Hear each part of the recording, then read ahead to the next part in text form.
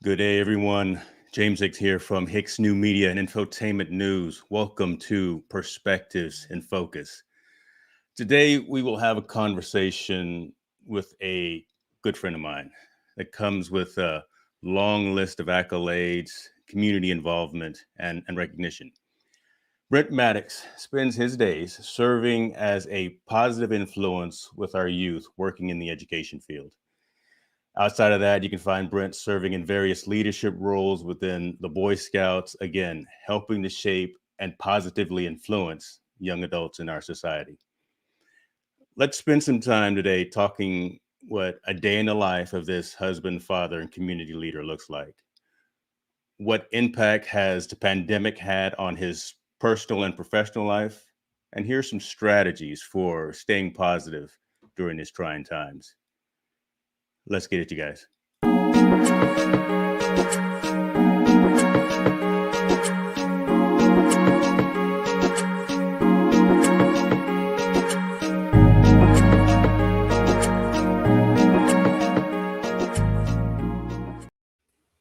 Mr. Brent Mattix. Good How are you, morning. sir? Good.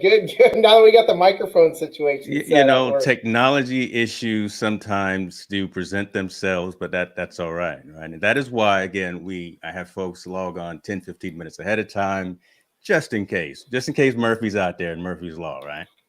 I kind of feel like the story of my life is that part in the movie where the bomb is ticking down, three, two, and I always cut the right wire before it goes off, but it's always close. Almost everything I do, I feel Well, like that's how it's rolling. you are kind of a MacGyver type of guy, so and we'll get into that because you wear a number of hats, and that's some of the things that has drawn me to you over the years. But first and foremost, let's get focused, man. Thank you for the time. Thank you for wanting to have a conversation. I know we talked a couple of weeks ago, and I kind of ambushed you in the parking lot and said, "Hey, dude, what are you doing? Let's get on camera and let's talk this a little bit." And you probably didn't know if I was serious or not, or if it was just the cold night air getting to me. Well, what was awesome is you got back to me right away. That means a lot to me professionally because there's a lot of people that just talk. Yeah. So when you said something, and then I had an email, I don't know, 30 minutes later, I went, okay, he's serious. Let's roll. And I appreciate that. That is something that I do strive to be punctual, timely, and if I'm gonna do something or I'm gonna say something, let's follow through on it. I tell you what, let's start off with this. I know you well, and I know the folks that are be tuning in and they're going to be listening either live or after the show. Give the elevator pitch. Who is Brent Mattix? Well, I'll tell you what, you said community, and really, I think I'm a community guy, and I am living and working in the community I grew up in here in Roseville, California. I was born in Iowa, and thankfully, my mom and dad moved out to Roseville when I was a baby. So I've grown up here and have had a number of opportunities come my way that could have taken me out of the community, but I just love this environment that we have here and want to be part of it, want to serve, want to make it the best it can be. And so you kind of threw some of the hats out there that I wear. I've been an educator and a coach since 1994, and I've been an administrator, and I've been a dad since 1999 with my oldest boy. No, 2000. I got married in 99. So 2000, I've also been a dad. I've got 3 kids. And I guess it's just always go. I think life is short. I'm inspired by so many people around me and just want to give back and do the best I can, whether I got the time I got. I love that, man. I love it. Let's dive into a little bit of that first, right? I really feel the world needs more educators, right? I really feel that there are two jobs that are timeless and are relevant across the spectrum: medicine and education. I got a two-pronged question for you, though. I could never be a doctor. I don't know. I mean that's hard work, and teaching is hard, and parenting, all of that. But man, I don't like the sight of my own blood sometimes. But I got a two-pronged question for you. Let me ask you why education matters, and it's kind of a philosophical type of question. And maybe early on a Saturday morning for that. I got my coffee. I hope you do. So why education matters, and number two, what advice and guidance would you give to someone looking to pursue a career in the education field? Yeah, so I think I'm gonna sound corny here, but when I talk about youth being our biggest investment as a society, as a community, as a country, I think that is just so true, because our young people are going to be those people who grow up to take on all the leadership roles and keep our great country rolling, our community rolling. And right now, it's more important than ever because there's so many uh, elements that are bombarding these kids that to give them a solid education and a solid foundation for success and set them up for success is more important than ever. And we can talk a little bit about how I've seen education change through the years. Ironically, I just sat down. Well, you were giving me grief about wearing a shirt and tie on a Saturday. That is true. Like, right. Hold on. Before you go into that. So again, if you've ever seen any of my shows, I give people a hard time. I'll throw a curveball and you won't be expected. Saturday morning, again, I'm wearing the logo swag, the new Hicks New Media swag. If you guys want some, you have the link. But you've got the suit and tie on, and looking mighty sharp too, sir. Looking mighty sharp for a Saturday morning with your suit and tie on. I commend you for stepping up to that next level of attire. Well, thank you. I have always worn a shirt and tie. If you ask my students, I've had a shirt and tie on every day. I haven't missed a day unless it's been a spirit day or a dress up day, whether it's been as a teacher or an administrator, always wearing a shirt and tie. And part of that goes back to one of my heroes. When I was in school, one of my favorite teachers, Bart Djurjevic, who was my Spanish teacher, and he wore a shirt and tie every day. And I just, as a young man, looked at him as one of my positive role models and thought, hey, this is what I want to do as I grow up. And so where I was going to go is, ironically, when I first started coaching, I was a young coach, and I coached on our football program here at Roseville High School. And Mr. Djurjevic used to be one of the teachers that, for one of his supervision duties, was to run the gate where the football team would come in. And so we'd always chat when I come by, and I told him, hey, Mr. Djurjevic, I'm going into education. And again, this is one of my heroes. And he looks at me and he shakes his head and he goes, don't do it. And he was dead serious. He's like, don't do it. Things have changed. It's so much more difficult now. And that was a hard thing to hear from him. Yeah. And that really made me kind of stop for a second and think, hey, what's up with that? And thankfully I didn't listen to him, because I've had an amazing experience, and it is an extremely difficult profession. But I think most professions, I'm always one of those guys that feel strongly about what you put into it. It's what you get, what you're going to get out of it. Yeah. And so there's a wide spectrum of what we can do in education. And so it's definitely a challenging career. One thing that I would say to people that are just entering the field of education is stay strong. We have a huge washout rate in the first 5 years. Many people don't continue in education. And so stay strong, keep a positive attitude, and you got to come in with a love and passion. One thing I told my students, I remember, I think I was like 24, and the students really responded to me in the classroom, and we had a really engaging relationship. And I tell them, hey, if I ever get to the point where I can't give you that love and passion, you need to let me know, because I need to get out. You guys are too important. And here I am 25 years later, and I still feel like I have that same passion and energy and keep it going. And really, it's because of the young people I'm around. I feel like I just reflect the energy that they give to me. And every day I come to school, I may not be in the best mood, and it doesn't last very long, because I watch these kids coming in the door, and they just fill me up. So that's been one of the most challenging things with the pandemic here, is when we shut down the schools. My wife quickly said, you need those kids, Brent. Like, I could tell it is, it's just a connection that they fill you up with life and energy. It's pretty cool. That's good stuff. And I'm going to go into a little bit further about how the pandemic has kind of affected, but you mentioned something about the washout rate, right, for folks going into education. And I guess I want to ask why that is. Is it Is it the stresses of the? I mean, so that could be a rabbit hole, right? We can go Oh on yeah. that. We can stream all day. If you know, I got a full pot of coffee here. We can stay here for a while. But you know, I wonder if that's again the stresses of the job. Is the ever changing aspects of education, requirements from my wife's in education as well. So I hear, you know, all sides of it as well. Is it the testing criteria? Is it those types of rigors? Is it the funding? Is it the pay?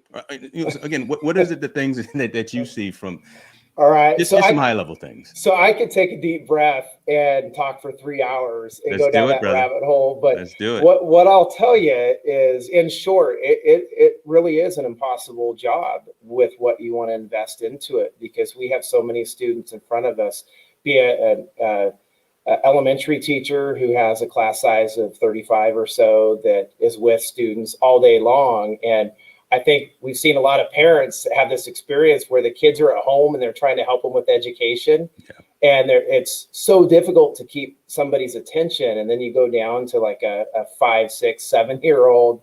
You're trying to build up this experience where they can focus and grow. Mm-hmm. And you put a bunch of those students in a classroom and it's off the hook.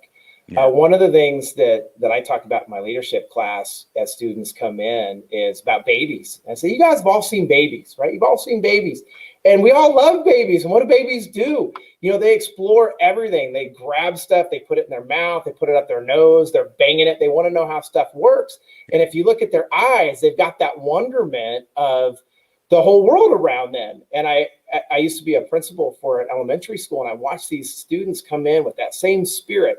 And something happens by the time students hit middle school, by the time they hit high school, that they've been kind of beat down by a lot of challenging experiences. Mm. And so I think as a teacher coming into that world where you have a lot of students in front of you, if you want to make a difference for every one of those kids, you're more than a teacher. You're a parent, you're a coach, you're a nurse, you're a psychologist. I mean, you have so many things that are going on.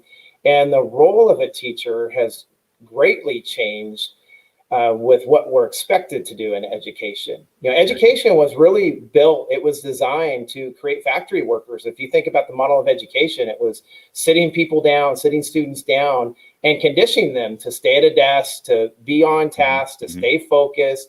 And back in even as early as recent as like the 80s, it was the teacher has all the information. And if you listen carefully and you follow their system, then you're going to get better. But if you can't connect into that system, you're going to get beat up. I think in the 80s, we started to adjust the paradigm, and there was a shift that we got to teach all students. And as I came into education in the mid 90s, you know, things were, we've got to teach every student, and every student in our district means every student. And if you look at all the needs of kids, you know, it's way beyond education. You know, there's a lot of social challenges that we see students, right. a lot of poverty that we have students coming to school with. I mean, we have at our school, we've got about a third of our students are on a free and reduced lunch program. And so I think all those expectations that are on teachers to have programs for students that speak English as a second language, to students that have disabilities, to students that, you know, come in that are accelerated, that, you know, you need to provide them with additional content, and you've got them all in the same class. And sometimes, you know, we have class sizes in the 40s. And so it's just a lot. We don't get a ton of time to prep. And there's a lot of programs that are coming down at teachers where it's, okay, well, I got to learn this particular curriculum with this textbook. Right. And then, we shifted that. We're adopting a new textbook. Yeah. One of the frustrating things that I've gone through now, and I feel a little guilty because as an administrator, I was pushing with teachers, but we've seen these things where the materials that I create are on a Microsoft platform. And now we've migrated to a different platform. And so I'm trying to shift stuff from like Microsoft Word over to a Google platform and a Google Doc, and it doesn't transfer cleanly. Yeah. And so that's hours and hours of work trying to redo that while I'm still trying to maintain what you know I'm expected to do. So I guess I can boil it down to, here's my best analogy for you. And the analogy is a vacuum cleaner. When the vacuum cleaner came, was first invented, what was it going to do? It was going to save us a heck of a lot of time in cleaning our home. But that's not what it did in reality. What it did is it raised the standards for cleanliness. And now people were spending 3-4 times the amount of time that they were before cleaning the house because they had to make it look cleaner because they had this, this wonderful vacuum cleaner. And I think there's just a lot of elements in education where we're expected to do a little bit more. And that has just definitely stretched teachers. Yeah. And I didn't even throw in the level of communication. And now that we have our email program, I mean, we're accessible as teachers all the time, and we're expected to get back to people, which I think is a great expectation. And no exaggeration, I get easily over 100 emails a day, and some of those emails might just be spam that I'm deleting. Some of it may be reply all because I get on a thread and people are hitting stuff. But if I have those, yeah, and if I even have 10 emails that are going to take me 5-6 minutes to respond, well, there's an hour of my day right there just trying to communicate with parents and or my colleagues. So it's just there's a lot of elements going on. You got to be able to multitask. You've got to be able to maintain positive energy, and you got to make sure that you're connecting to every student. And so it is high stress, and so that's where we're seeing young teachers and even people who are coming into education for a second career that are bailing out because they say, hey, I went to school with some teachers that in the teaching credential program. 2 of the young ladies that I was with, they went all the way up to being in the classroom for 3-4 months. And then they just realized, hey, I just don't enjoy being with kids. And thank goodness, they hit the eject button. Because I think one of the biggest disservice we can have is to have teachers that are in an environment that they don't enjoy it. And because the kids know that. I mean, the kids they're sharks, man. They smell BS from 1,000 miles away, and it's horrible being part of an environment that you don't like. And I think the pandemic here has magnified that a little bit, where some teachers have enjoyed their job, but it's created extra stressors and pressures, a whole new learning curve. I used to be a technology teacher back. Not a technology teacher, a teacher of technology. Big difference. That sounds good too. That looks good on the business card. I like that. Yeah. When I was lucky, my first couple of years teaching, we had a $2 million technology grant that came through the district, and I didn't know much about technology, and I was able to participate in a 2-year course. And I had this thing, James. It was awesome. It was first of its kind. It was called a digital camera. And if I put a 3.5-inch floppy disk in the side of it, and I put it on stuff there. If I put it on the right setting, I could get, wait for this, 15 pictures that weren't very good quality. And that was cutting edge technology, back in 1999 or so. Yeah, and we just dated ourselves just a little bit there, but that's good right there. Yeah. Well, and just to see how much things have shifted, because at that point, I was one of the teachers on campus that we followed a teacher of teachers model. So I got trained and then I would teach other teachers. Okay. Yeah. And so, I was on the forefront of our technology stuff, and man, that passed me by quickly. And so I think when we went to the Corona blackout here, where, we shut everything down and we had to communicate and work with students through technology, it forced everybody into a very uncomfortable position to get to a point where we could better communicate. So I feel like that warp speed me to catch me back up, because I definitely felt way behind in a lot of technology. And I'll just tie that into one more challenge for teachers, for educators, is I think I counted the other day 36 different platforms that I need to be trained in to do my job, from a grading system to an attendance system, which sometimes is combined, sometimes it's not. And as good as we are, there's a lot of little quirks and hiccups. I mean, it's just like us, can't get the microphone going. What's going on? And you said, hey, just reset your system, and that fixed it. Well, when I have 36, 45 kids sitting in front of me and I have to spend 5 minutes trying to troubleshoot, I try to work bell to bell. So I don't like downtime. And that's really frustrating for me. But it's kind of where we've been. We've had a ton of issues through Zoom. We've had the Zoom platform crash. We've had just our internal infrastructure have issues. We've had hackers attack us. We've had Zoom bombers come in, and those are tough, man. I had a Yeah. few as well, and yeah, they can get uncomfortable. So yeah, I hear you. Yeah. Let me ask you this, because that was a great segue, and I guess my question about the pandemic and the restrictions that it's kind of imposed that are in front of mind of everyone, right? How have you kind of adapted within the work environment? And you talked a little bit about that, but again, how have you adapted within your working environment, and even with kind of your personal behaviors over this past year? You know, how has it affected how Brent operates on a day-to-day basis, professionally and personally? I have to keep coming back and patting myself on the back and picking myself up because I feel like a failure. And I think that's been pretty uniform across education with teachers because it is slower. When we first started with shutting schools down, one thing I heard a lot was, man, I feel like a first year teacher again. I feel like a first year teacher again. And, you know, this is from people that have taught 20 plus years. And I had to remind them, hey, stop. It's worse than being a first year teacher. When you're a first year teacher, ignorance is bliss. You didn't know what you didn't know. Now you've created these very high expectations for you and your students. And we know we're not meeting those. So that's really difficult. And particularly for my subject, doing leadership and student government, it's hands-on. We do a lot of teamwork, team building, and so to not have that, I've had to reinvent how I package the curriculum, how I deliver the curriculum to the students.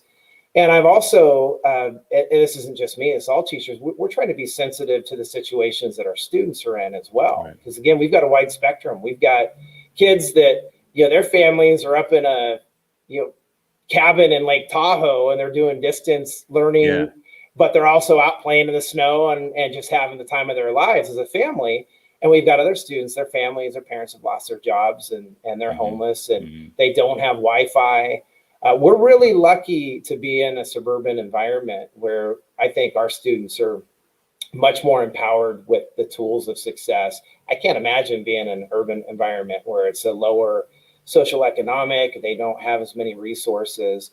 But here in our Roseville Joint Union High School District, we have, we transitioned to a one-on-one device for all of our students. So that happened last year. So before we got shut down, we were lucky. Every one of our students had a Chromebook. And for those students that didn't have Wi-Fi at home, our district quickly set up hotspots. We had teachers and administrators and clerical calling, you know, all hours of the day if we hadn't heard from students, trying to get them connected into the environment here.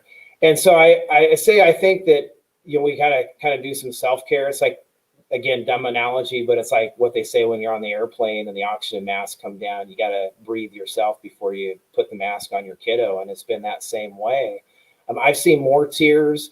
I've had personally more tears in the last year because I think we've been so hard on ourselves because we do have high expectations. I mean, it's difficult to watch students wither. And yeah, I tell you, I am so inspired and impressed by our young people. And personally, the students in my class this year have so risen to the occasion and they maintain a positive attitude. They've gotten done what they can get done. But, you know, there's a lot of issues out there where, you know, I've watched them wither, and it is more challenging to be a little bit more self-directed from home. I think that there's a large voice that's going to the students that we have that's taken away their power, that is telling them, hey, you guys are getting the short stick. And instead of, we have this opportunity to build resiliency in our kiddos and grit. That's one of the leadership terms is we want leaders with grit. We want employees with grit and that resiliency. And I am really concerned by a large message, especially from parents that are telling their kids that, you know, hey, you need more, you deserve more, you're not getting what you need. And I think that's sending the wrong message. One other thing that I'm concerned about that I see as a trend is in a Zoom room, you know, you have all your students on the screen.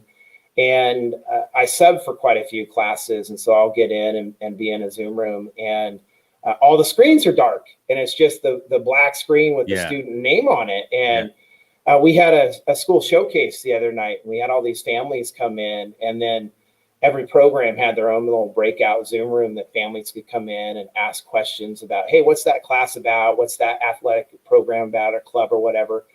And almost everybody who came into my room, that were mostly parents with their kids, they had their screens off, and there was just this disengagement.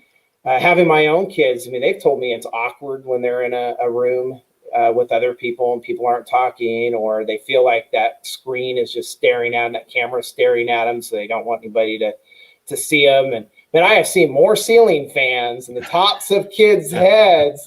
And as a teacher, as an educator, I'm looking, 90% of what we communicate is nonverbal. And so I'm always in the classroom. I'm scanning, I'm picking up cues. So that's definitely been a challenge, to get behind the eyeballs of the kiddos. I mean, literally get behind the eyeballs, because I'm looking at their forehead. Yeah. And so I have a lot of positive relation equity, I think, that I build with my students, and they trust me, and we build an environment that's nurturing. And so I'll be able to pull students out of that and get them connected with, man, it is 10 times more of a challenge. And I get it for their standpoint. It's just a different world. Now, in our district, we're back in the classroom 5 days a week. Okay. And that's created some issues as well, in the sense that we have students that are still Zooming in. And so we kind of went through this process last spring where we shut everything down, and we thought it was going to be 3 weeks. So it's like, hey, we're doing a 3-week timeout. We're going to keep everybody safe. So we went to this asynchronous education where pretty much it was independent learning. Teachers were giving out assignments. Students would check back in. And then 3 weeks became 6 weeks. It became the whole fourth quarter.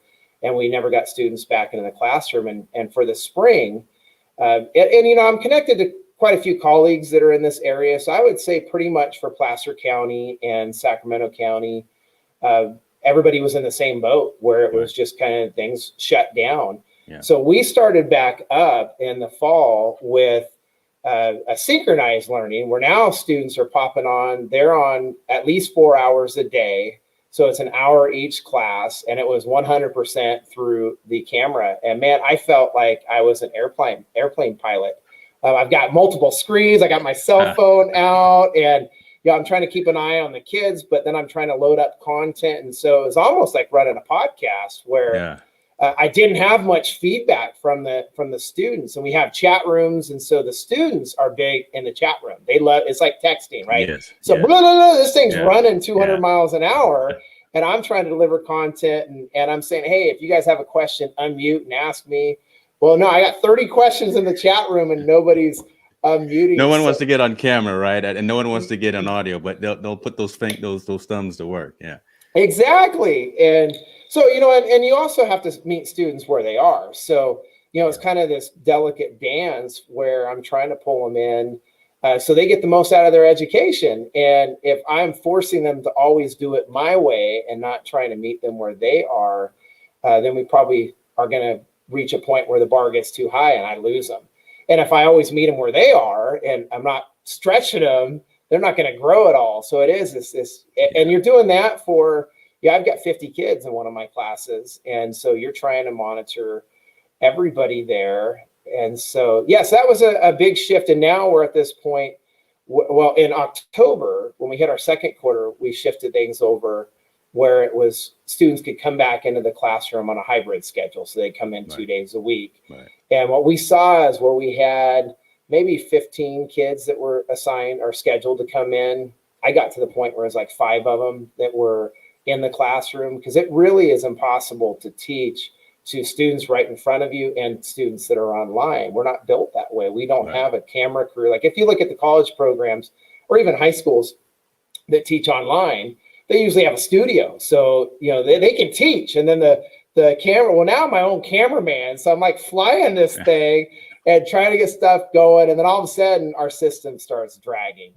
Well, anytime you have somebody's attention and then bam, it gets hit down, you got to rebuild that attention. That's true. That's with the high school kids. I can't imagine these elementary teachers are magicians for how they connect and interact. And when I was a principal, I do walkthroughs, and I was just amazed with all the little tricks they have to keep the students' attention and engaged and moving forward. And so, now we're at a point where students made a choice, families made a choice of what they wanted to do coming back here in the spring. And those that didn't want to be in the classroom are on an academy model. So they're full-time with the Zoom, and those teachers are full-time online. Right. But what happened is right before we came back, our school board punted, and they gave the option for students to continue on Zoom. And now our focus is shifted as a teacher, right? I'm teaching to the students in my classroom, and the Zoomers are kind of a portal into the classroom. And I'm really conscientious of doing my best so I don't leave them behind. But I know from having conversations with my own kids and students in my class that some of my colleagues have really kind of forgotten about the students on Zoom, because it's an impossible task. And our microphones are problematic sometimes, and Technology all that gets jazz. in the way once in a while. Technology. Oh yeah. This is amazing, right? So you talked about a couple of things that I want to make sure aren't overlooked. You talked about personal care, self-care, right? Your airplane analogy, right? Putting on the mask, that kind of thing.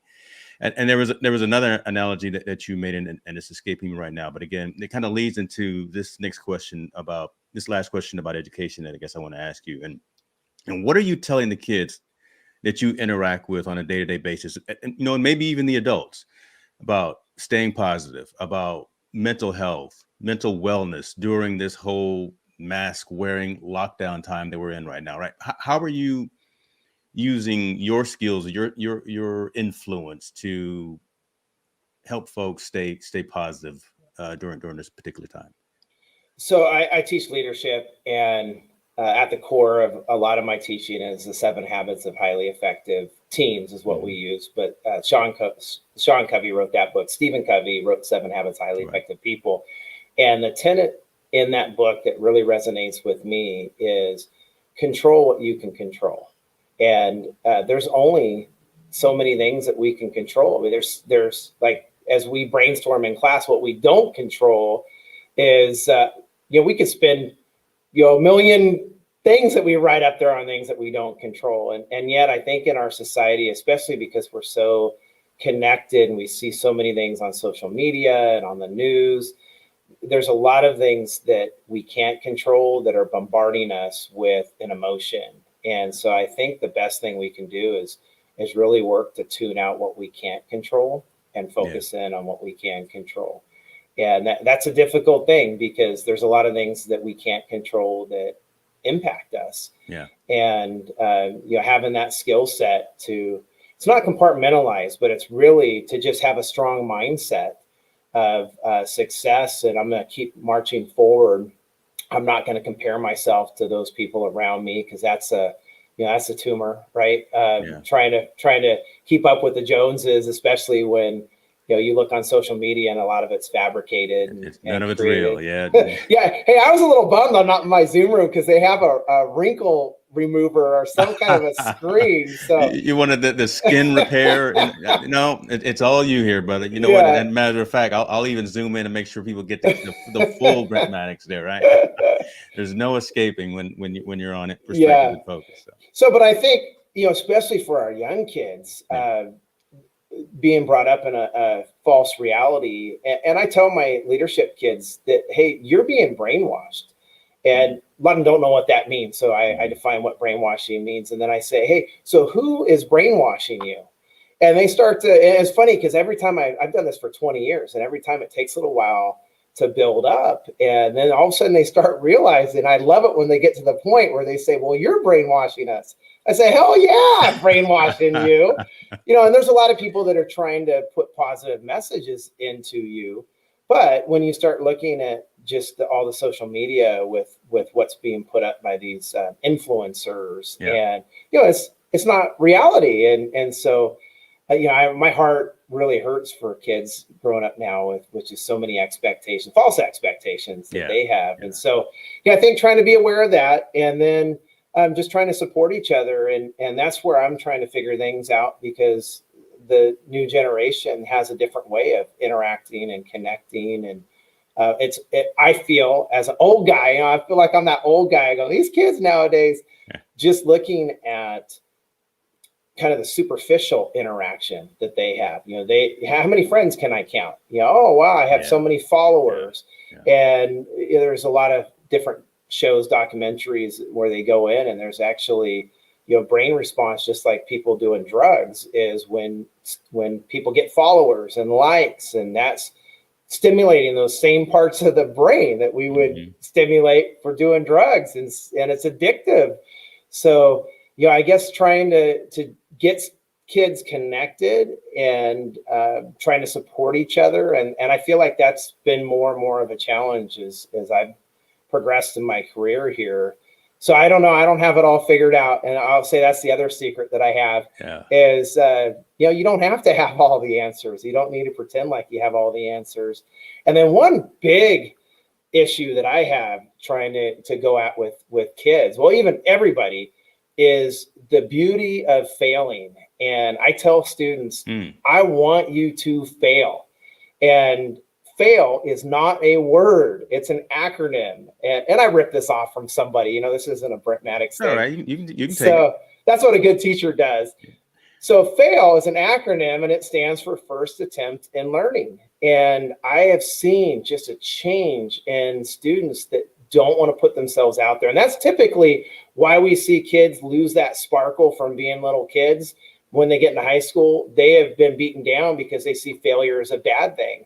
And so they don't want to they don't want to try. They don't want to put themselves out there because they feel like they're going to get negative pushback for not being successful. And these kids that have a 4 bazillion GPA. And so if I have a 4.0, I'm like, in the second third of my class kind of thing.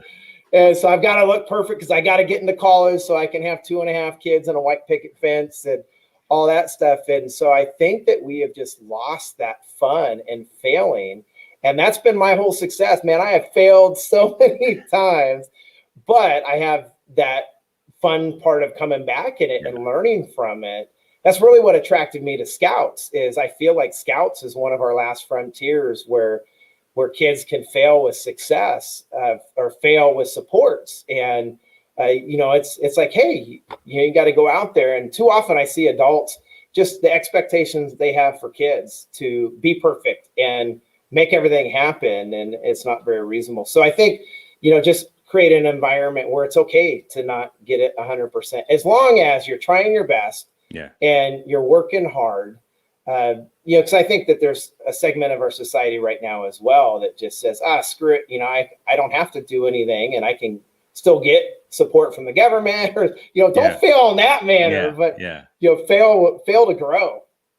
I love that. It's almost like we planned some of this too, because you brought up Scouts, and I was going to ask you about that as well. But I do also want to iterate on what you just said, right? The educators have to be so diverse, right, in terms of what they provide to not just themselves and their peers and their colleagues, but to the folks in their room, right, to the young adults in their room. You've got to not only teach the lesson at hand, but you've got to be that extension of parenting at times, right, and kind of that other voice of reason.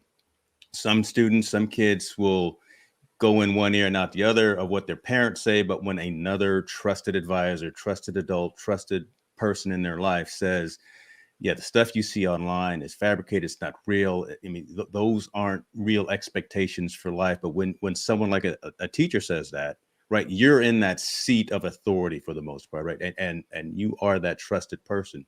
It's really good to hear that you say you rise to the occasion, and we'll set the kids straight. All right. We'll tell them what is right, what is wrong, what is real, and things of that nature, right? I mean, those things need to continue to happen. And again, educators, just shouts out to all of our educators, because we couldn't do anything without them. And outside of that, we talked a little bit about Scout. You spend a lot of time climbing mountains, jumping off of jumping into watering holes and stuff like that. Talk to us a little bit about what you do as an adventurer, because I included that in the marketing promo. And again, I think that word really sums up the other 50% of you, right? So talk to us a little bit about the things that you do when you're not in the suit and tie, when you're out doing things for yourself, and then how that, again, as you kind of alluded to, translate into your involvement with uh, Cub Scouts and Boy Scouts. Yeah, so it's funny because I have two sets of clothes pretty much. I've got my shirt and tie and I've got my scrubbies. I've got my hiking clothes and my cutoff jeans, and my t-shirt's got paint all over it, kind of a thing. So yeah, so we are so fortunate to live in the country we're in. That there's so many resources. And I go back to, it was actually my first year of teaching, and we were studying a story. I was teaching an English class, and I don't remember what the focus was, but somehow we got on this conversation, and the kids started going, I can't wait to get out of Roseville. What? What? And, oh, Roseville's horrible. I'm like, have you been around other parts of the country? And I think, I just love to get out and check different areas out. But we are so fortunate here in Roseville, where it's 2 hours up to the mountains. It's 2 hours out to the ocean. I mean, it's so, I play a lot with hiking, and good or not, somebody gave me this hiking book that was a 2001, 2002 edition. In fact, I've got like 5 copies. So I've got one here on my desk. So somebody gave me this book, and it's got 1,000 hikes in it. And I'm just a challenge guy. I love big challenges. And so I got that book. I'm like, well, I'm going to do all the hikes in them. And so, it's kind of been a hobby. And for a while, it was probably too much of a passion. And my wife was ready to beat me because we were planning summer trips. She's ready to change the locks on the front door. So 1,000 hikes. So 1,000 hikes. So I am coming up on 700 right now. That's amazing. And so, so the joke was, when the kids were young, is I'd pull out the book and I'd go, dun, dun, dun, dun, right? And my wife would go, her thing was dun, dun, dun, like, oh my gosh, what are we doing with this thing? And the kids, my wife quickly learned to ask me, I say, hey, we're just going to do this short little hike. Well, how far is it? So I give them the mileage. Well, is that one way or is that round trip? What's the elevation change? Exactly. We had a pretty rough outing one day. We were going over to the coast, and we stopped to do a hike, and I said, hey, it's only a mile. And, or no, it's 2 miles. I said, it's only 2 miles. Well, that was just one way, and it was straight up. It's like a 2,000-foot elevation gate. And so like, holy smokes. And so, I kind of have the family rebel against me a little bit. So I try to tone things down, but I do think that our family has a passion for outdoors. We do a lot of camping. We do a lot of exploring. And so if I could do anything outside of education, like my great idea of fun, it's just a nice road trip and taking off. And I wasn't a scout. Well, I was a Cub Scout in 2nd and 3rd grade. And that was the extent of my scouting career. And then we lost our house and lived out in the woods. So I feel like, I did scouting for real. We lived in a tent for the summer. My mom and dad lived in a tin shed up in El Dorado National Forest, and cooked on a campfire and all that. So I'm like, well, we did scouting for real. And we got to the point where I just didn't come back to scouts. And so when I had kids, I thought, I'd really like them to be involved in the scouting organization. So I have my 2 oldest are boys, and so they jumped into it. I have my oldest now is 20, and he's serving in the United States Air Force. And then my youngest just turned 18, and so he just ended his career. So we had, like 12, 13 years in scouting. And so in addition to just doing all the trips and stuff with the scouts, pretty much I'm on the road somewhere doing something. But just to be able to spend that time with my sons in the last 4 years, not counting last summer, but the 4 years before that, we participated with High Adventures. And that's something our Troop 828 has done fantastically. And so just to be able to go up to Canada and do a 100-mile canoe trip with them, to be able to go do a 100-mile hike with them down in New Mexico at Philmont. And then probably the highlight, I mean, literally I was crying in my scuba gear. I had my mask on, and we were in the Keys scuba diving at Sea Base High Adventure Camp. And, so proud of my boys, because they had to get certified scuba diving, and my younger son at the time was 15, and going out to Monterey where it was like 42 degrees water, and it was tough for me. And I got certified when I was like 20, but I haven't been scuba diving since. And so, I went through the program with them again, and it was difficult to go through that. So it was so blissful being over in Florida with 82-degree water. And so there was a point where we were just kind of sunk underneath this barracuda, and it was just hanging. And we're all kind of watching it. And we had two sharks start coming around, a reef shark and a nurse shark, which aren't predatory towards scuba divers. So, I didn't feel intimidated. But then we had these schools of fish and all these colors. And here's my son's right next to me. And it was just pretty awesome experience. Not you can't buy that, and not everyone gets to experience that. You talk about Philmont. So Isaiah, my son was supposed to go to Philmont last year, right? And with 2020 and lockdown, that obviously was canceled, and he was a little broken up about that. So would have loved to experience that outing and that adventure with him. But I've been on a couple of hikes with you, not the long, hectic. Fully uphill ones, but you've had me out there trucking in snow and bushes as well. So, and I do remember those. I do enjoy those. We did that last hike. That had a little elevation. That was decent. So, that was decent. I hung in. I wasn't in the front of the pack. I was in the middle. I was making sure that no one fell backwards, and if I fell back, you catch it. Yeah. Dude, no, I'm now training a little bit more, so I can be more aptitude to some of that elevation. So. Brent, what's next for you, man? What do you got going for you? We're getting close to somewhat of a, I don't like to keep saying new normal, but we're getting close to somewhat of just a different light, right? We're getting around this bend.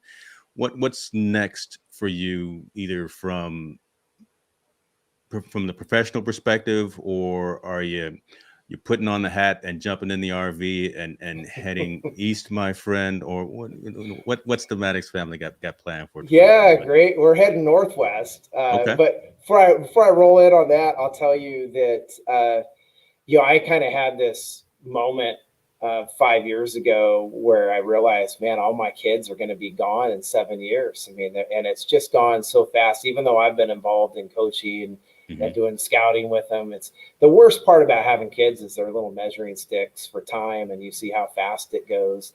I'm going to start getting emotional because I just got 2.5 years left before my baby, my daughter, who's in my class right now. I mean, she's going to be 18 and I'll be done with high school. And that's crazy to kind of look at that phase of life. And that's one of the reasons why I wanted to get back in the classroom.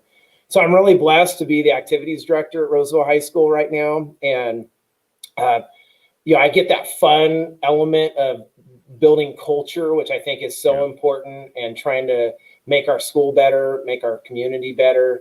And so I think professionally, my commitment was coming back in and being the activities director until my kids made it through school. And I had 9 years as an assistant principal and a principal, and I am so thankful that I'm not in administration right now, because it is really like the job has changed where I feel it's more of trying to run a school like a business, and a lot of CYA because we're in such a litigious environment. And, I feel you got to run a school like a family. And I think that's how students grow the most. Yeah. As an administrator, I definitely didn't feel like there were many opportunities to do that. There's a lot of deliverables, and I think driving a school on test scores is problematic, but that's a whole nother spot there. So professionally, I think I got a couple more years, and then I'll sit down with my wife and just kind of reassess like what works best for us and for the future. And really, I'm always looking at where can I make an impact in the community? Where can I make that best impact in the community? And I like that. I had opportunities to be an administrator in other communities and take off and even work in the private sector and probably make a heck of a lot of money. But I think the passion is where can I make a difference in the community? And then I just as a family, our next thing is we're going to take off and go over to Europe for my son's graduation gift and let him plan out where we were headed. And with all the COVID stuff, I'm just not feeling super comfortable with that. So we're going to be taking a road trip. We're going to be road tripping up to Alaska this summer. Nice, And brother. That's good. that's one of the 5 states that I haven't been to. And so, yeah, I'm looking forward. We road trip every summer. We've road trip every summer since my wife and I got married in '99, and our honeymoon was a 3-week road trip through the Western United States and 6 national parks. That's And cool. so we've done a lot of road tripping, and we were able to do one of our largest ones a few summers ago. We did 44 days, went all the way down to Florida. That's where we did our scuba dive at the camp, and then all the way up to Niagara Falls. And so we kind of hot lapped the United States. And last summer I was able to, gosh, man, it's like COVID is like a time out of life here. Every day's Groundhog's Day. It was, yeah, it is. It wasn't this last summer. The summer before, my son and I, Kyle, my 18-year-old now, we went up to Canada, and we went through the Northern Rockies, up to Banff and Jasper, and all the way over to Winnipeg, where we did our canoe trip with our scout group. And so that was pretty amazing. So that was my first real drive up into Canada. So we're going to drive up in through Canada and end up, the girls are going to fly in and meet us in Anchorage, and we'll spend probably a month or so on the road. So yeah, that gets me fired up just to go out and seeing crazy stuff that's in our country, and just so much different diversity with the geology and the geography and the people. And so it's pretty neat to go out and check that stuff out. That's good stuff, man. And I feel the same way that you do about your kids going off, leaving, right? Our eldest Jordan is supposed to be in Los Angeles right now in UCLA, and the only silver lining of COVID is that she's only upstairs right now. She's going through class right now, right? Because Dad was not ready. Dad was completely broken up, and I will be the first to tell folks that no, I was not ready for that to happen. So we got a little bit more time to really continue to bond, and that's awesome. If anything, that's been a silver lining of this whole thing. Well, and your relationship kind of changes as they get older, and that's weird and cool at the same time. And our oldest son, Devin, by the way, all 3 of my kids, their middle names are mountain names. So talking about being an adventurer and explorer, they're all named after. These are the gems right here, right? You don't get this in regular interviews, folks. This kind of information is what I'm looking for. I told my wife, I go, I don't care. You got the first name, but so we have Devin Everest, and Kyle is Kyle Austin. I'll tell you that in just a second. And then my daughter is Alyssa McKinley. And so she was devastated when they renamed McKinley back to Denali. And so she asked when we go up to Alaska, can I see my mountain? I go, heck yeah, we're going to go check your mountain out and check that out. So with Kyle, man, we had such a hard time trying to figure out his middle name. And we must have gone through, at least hundreds of mountain names. And my favorite mountain, just aesthetically, is Mount Clark in Yosemite National Park. It's just a beautiful mountain. And my wife's like, I don't like the name Clark. We're not going to do that. And so we were close at one point to having we were having negotiations of Aiden Clark was the name we had. We ended up with Kyle Austin. And I kept coming home going, well, what do you think about Kilimanjaro? Like, if we just took the Jaro, would that work? Or I go, is it legal to have a number in a kid's name? Because K2, could we take K2? Because that's the second highest mountain. And so at the end of the day, what we've discovered, this is literally like probably 2 weeks before Kyle was born.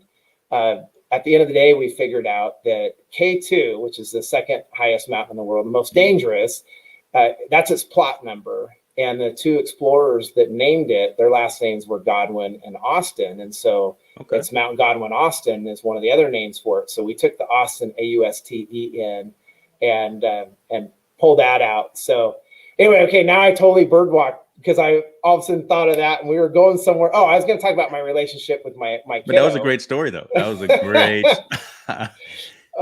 So that 44-day road trip that we took, I ended up putting my oldest boy on a bus in Chicago and sending him home because he was being a butthead. And to his credit, 44 days is a long day to be on the road, and we don't stop. So it was go, go, go, and every day we were doing something different, having a new adventure. And Everybody flew home except for me and Devin, and his attitude changed. And I told him, I go, hey, buddy, I'd love to have you on the trip, but I'm not going to put up with a negative attitude. And so you get to decide.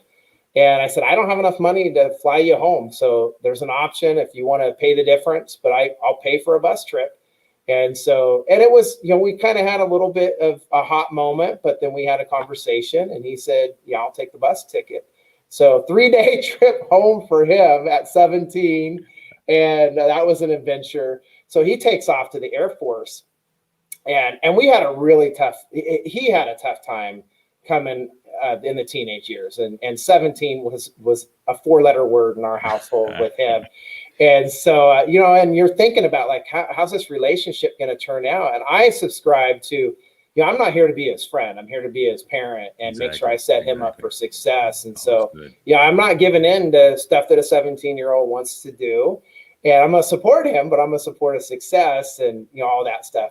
And so, anyway, that was when you're suddenly looking at really putting your kid on a bus in Chicago.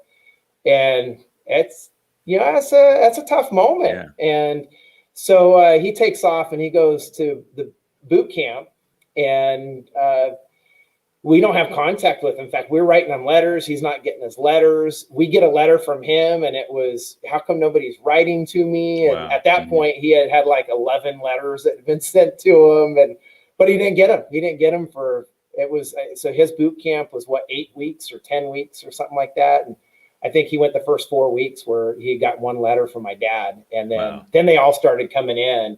And so it was a real powerful moment for us, I think, as a family to all go back to Texas and right out of San Antonio and be part of his graduation experience, and just to see his maturity. And he stepped up. He ended up being one of the flight leaders, so he was in charge of 55 guys. And I kept trying to tell him, it's like in Scouts, and he kept. Yeah, and finally he's like, well, it's kind of like, leadership in Scouts. And so to see him be able to apply all of those lessons that he had learned, and him coming back to me, he had told me before he left that I ruined his life because we spent all of his summers traveling and he didn't have time to spend with his friends and, blah, blah, blah. And so to have him come back and then tell me, hey, Dad, man, these guys, like, I'm with 55 guys, and some of them haven't been more than 100 miles from their house. And they kept asking me, how do you have all these stories? How do you have all these stories? And he's like, well, I've got parents that are always pushing me to do stuff, and people in my life that are pushing me to do stuff. So that's pretty cool. And, kind of the next, and he's still, like my wife said, he's still Devin. He's 20 years old and he's still Devin, but, we've seen him, we're super proud of him and where he's grown to in his leadership and stuff. So it is a different relationship though when you don't see your kid every day, and when you call them on the phone and they're trying to get off the phone because they want to go do other stuff. They're on the way outside or on the way to wherever they're going, and mom and dad are second nature. But yeah, Devin, that was a good dude, and that's a great story from the fact that, again, you're happening and you're talking about it and you're doing it at the time, but either doesn't resonate, it goes in and goes out. But somewhere down the road, it clicks. It makes sense to have the aha moment, and that just feels good, right? As a parent, that you know what, you did your job, your due diligence, and I preach the same thing, like you just said. I'm not here to be your friend. I'm your parent. We can be friendly. We can joke and play around, but there is this distinction between being your best friend or whatever the case may be, but we are the parents. So Brent, this has been an amazing treat for me, man. I hope this is time well spent for you as well. Hey, it's always a pleasure, spending time with you, but just being able to talk about stuff that I'm so passionate about. And being a teacher, here's how I'll full circle the cycle here, is talking about planting those seeds with your own kids and watching it grow to fruition. As an educator, I think that's what we're always doing. We're planting those seeds with students. We don't have that luxury a lot of times of seeing what grows. And so we just keep putting seeds in and building that foundation, trying to partner with our parents, trying to partner with our community to grow our whole society. And again, when you find something that you're super passionate about, that's one of the secrets to life. And so it's been my pleasure to share some of my passions. Thank you. Amen. And I won't tell anybody that you snuck into the school. Oh, that's really a green screen, folks, behind him. It is. You got it. Thank you, sir, for your time. Thank you, sir, for your wisdom and all that you do. Continue to be well and give my best to the family. All right. Thank you, buddy. Thank you, guys. God, guys.